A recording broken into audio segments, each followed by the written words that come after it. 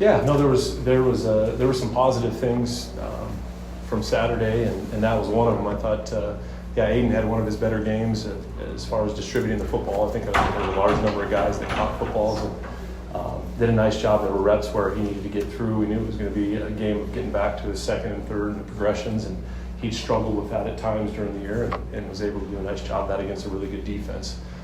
Just being efficient with it. I thought he saw the field really well. And then, we were able to mix in some screens, some different types of plays that, maybe their defensive scheme allowed that week. That was able to kind of get him a rhythm and get him going. And at the end of the day, we have to do a better job of finishing some of those drives with points. But to move the ball, I felt like most of the game, I think we only had 8 possessions. But moving the ball against that quality of defense, there was definitely some things to build on. How does your perspective on winning change when you have these tough times? I mean, you've been in the game for a long time. Does it give you a different appreciation for winning and what comes with it when you're kind of working towards that right now? Yeah, I mean, winning's tough, man, at this level, and especially you're taking over a program and working to rebuild. And I think you're constantly with your guys, pointing out the good things to try to build on those things and see those show up more. But no, you're always never taking winning for granted at any point. I think it's something I know it's been frustrating through this streak here. But I know that our guys are hungry and we had a really good day of practice today. So that was cool to see those guys come out with some fire. I know they're hungry to get back on the winning track. Great, appreciate it. As a staff, what do you think you guys learned about the rivalry last year? It's a big game, and I always just being having grown up and watched it throughout the years, and it was a cool deal to be a part of. And I think where it really hit for me is you listen to a lot of the former players, speak to it and how important of a game it is in the year, and it's an awesome opportunity, for myself as a coach, and I know the rest of the staff. Is just to kind of be a part of it and experience it. It's an important game. One of the things that always defines this is the ability to run. I think there's a stat that probably like 90% of the time, the team that runs the ball best wins this game. Last year, you guys ran the ball well, did win. I guess one, what did you see a year ago to be able to run the ball as well as you did? And two, how do you get more out of your run game at this point? Yeah, no, last year I think there was some good things, running the ball. I think we just got down there and I think the first drive of the game, we got down there and got no points, which was frustrating. It goes back to kind of finishing those drives. And then this year, we've got to execute at a higher level right now.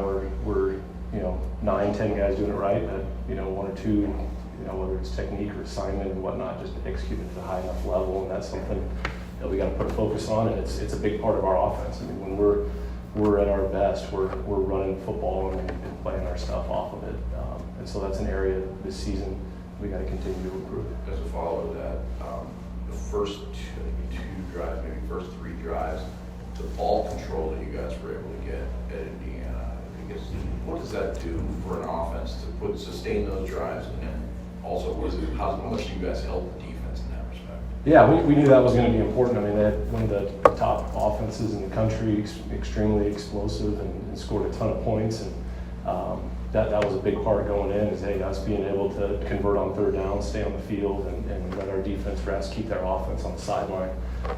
And I thought early in the game we did a nice job of that. And then just in the second half, we had a few of those drives that were a little bit shorter, weren't able to convert in some of those third or fourth down situations where we gave them the ball back and then we kind of got away from us. You guys go with you went with Rustin on the right side this time. We've almost seen him on the left, and Connor's sort of flip sides. I'm just wondering what's the thought process behind how you guys have those tackles set up right now. Yeah, no, I kind of defer to Jim on that, and he's with those guys all the time, and he's going to put those guys in the position to where he feels like we have the best chance to move the football. And I think right now, with the injuries that we have, I know that he's kind of trying some different combinations and trying to get guys in comfortable spots. Just with, I guess, moving Rakeem in there, you got Rustin, some new guys playing. trying to get them in the spot where they can feel comfortable we can go execute the highest level. But I kind of defer to him on that wherever he feels like those guys are going to be, give us the best chance. With Elijah, I think we saw a little more of Elijah earlier last week. Was that a matchup type thing, or was that something else where he's excelling more? Or? Yeah, no, he's been practicing well, and I think, sometimes some of the plays get personnel to where maybe a little bit more of his got called earlier in the game that he was kind of tied to. And then he was doing some good things, and so I think KB just decided, hey, we're going to run with him a little bit more. He's seeing it well, and we were moving the football with him out there. And so I think that had a little bit to do with it. You talked about how hard it is just win games flat out. Rivalry games always have more stakes, harder to win. No one's going to take another game like that lightly.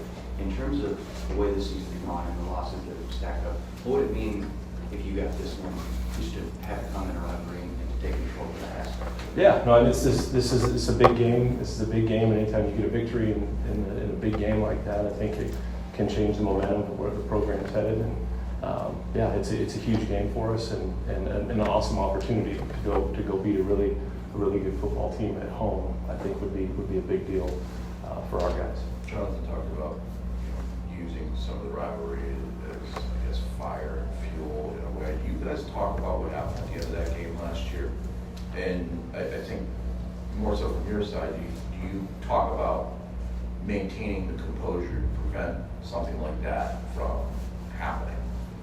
Yeah, John, he touched on it after the game, I know, last season. I think for us, it's just, it's a big game. It's an intense, rivalry that way. And but ultimately, we want to, try to win it on the field, in between the whistles that way, and go execute at a high level that way. That's been the focus, I guess, in our When you talk to former players, is that stuff that they bring up, some of the extracurriculars that end up happening? Because it seems like over the last maybe 6 or 7 years, that's kind of grown and become more magnified. Yeah, I mean, guys come back, they're passionate about it, and that gets brought up. And I think, for us as coaches, though, it's ultimately like we've got to get our guys focused on going to execute our game plan at a high level, and not worry about that stuff. Watching back on the broadcast, they mentioned pretty early that somebody I guess had mentioned that there was a plan to maybe get Alessio in that last game at a certain point. Was that just about trying to see what Aiden could do, I guess, physically, or what was, I guess, the thought? Obviously, it didn't happen that way, but what was that thought process behind? No, I mean, the plan going in was to roll Aiden, and we wanted to, have him go out there and execute the plan. But we also feel really good about Alessio, and if we were struggling at some point and we didn't feel like the offense was clicking, I think we would we feel comfortable putting Alessio out there if we needed to spark. But Aiden, I thought, went out there the first 2 drives, we rolled and pretty well, and he was seeing it really well. And that wasn't really discussed, I guess. It was. They meant the broadcast crew mentioned it, so I just didn't know where. Yeah, no, the plan was to go in with Aiden, and I think. And see how it kind of progressed. But like I said, we feel good with either one of those guys out there. Along the same lines of just the question that I asked, with some of the extracurriculars, the curriculars between the lines and between the whistles. I think last year you guys ended up with 6 penalties and they weren't penalized, but you guys were both pretty. I think you're tied right now in terms of 14 least penalized teams. Like, how do you sustain that in a rivalry game? The discipline between the whistles. Yeah, no, you talk about that, guys being their energy level being amped up for that game, and that's something I think we hit on quite a bit, is controlling that energy and being able to have that emotion where you can kind of use it, I guess, as like you said, fuel to go out, but not getting lost in it to where you lose your discipline and hurt your football team. So that's something that Jonathan's definitely touched on, and we'll hit more throughout the week. Michigan's defensive coordinator has a lot of NFL experience. You guys are on a pro-style offense. What are some of the things in that defense that are kind of unique, maybe to the college level that maybe you're looking forward, or what you see on tape? Yeah, no, they do a really nice job, very sound, and the front 7 personnel-wise is, jumps off the film, really active on the edges. They push the pocket, they're deep, and they've, people haven't scored a lot of points against them.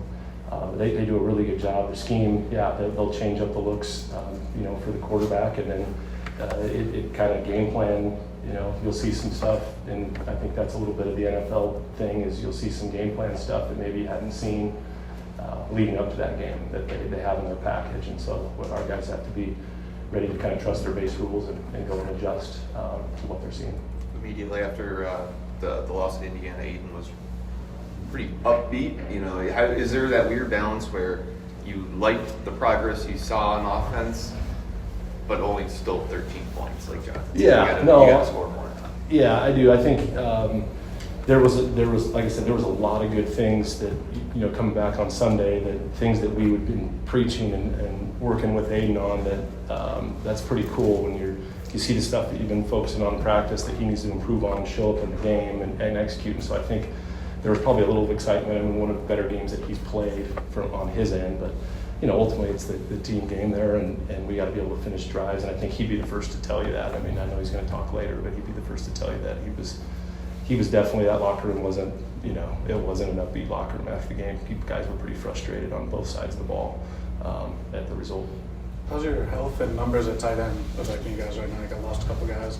Mike's out there, maybe a little limited, I guess. I don't know, but how's that affecting things? No, I think it's you're kind of like talked about last week, that kind of mid-season healthy where guys are dinged up a little bit, and it's just so much of it is kind of week to week where it's at. And some guys, most of the time right now, a couple of those guys are limited during the week, but we're expecting them to be able to go and kind of have to take it day by day that way. But I don't want to kind of extend too much on that, but we are a little bit dinged up in that spot.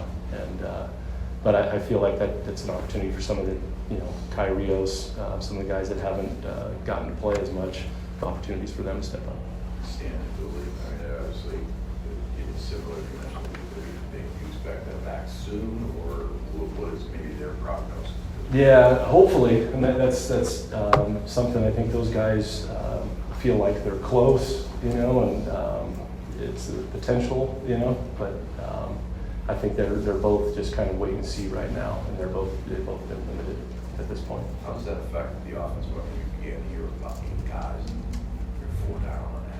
Yeah, no, it's tough. It's a challenge. I mean, that's football, though. I mean, it seems like it happens just about every year. You just 4 guys that were kind of starting at one point is tough, and then it's like you said, now you start kind of shuffling guys having to play different positions, younger guys that maybe aren't, weren't quite ready for prime time. They're getting a taste of it now, are getting experience, and that's part of football. These guys have got to step up and get ready to roll. Last one for Coach Lindgren. Anything else? The run game has already got the traction against some of these defenses, but do you see any progress there? Yeah, the Indiana was a tough one. We knew that going in. I mean, those guys do a really good job scheme-wise of kind of making you a one-dimensional team, and try to mix it and stay with it as kind of through that first half and early in the second half, and then when we got down a little bit, it was like, hey, we gotta go lean towards the pass a little bit. But we knew going in that was going to be a challenging, defense to run the football against, just by what they do scheme-wise. And that's really, you could look back. I mean, really, a lot of the teams that going against them for the last 2 years have had trouble running the ball that way. And we can do better. I'm not saying it was all their scheme that way. There's some things that we could execute better for sure. But we did know that was going to be a challenge. A lot of your stuff is counter boot and roll. How hard is it to get that counter boot and roll stuff going? But the run game is not. I imagine that's predicated off of that. Yeah, no, we're at our best when we're running the football. And I think everything kind of builds off of that. When we're running the football and you can force the defense to kind of overplay that, I think it opens up and gives your quarterback easier throws, and it makes the protections easier too. When guys are playing and having to honor the run. So when we become one-dimensional, we're not as the way we're built, we're not as efficient, and that's a big part, and we've got to get better at that area. All right. Thanks, Coach. Thank you. Thank you, guys. Yep.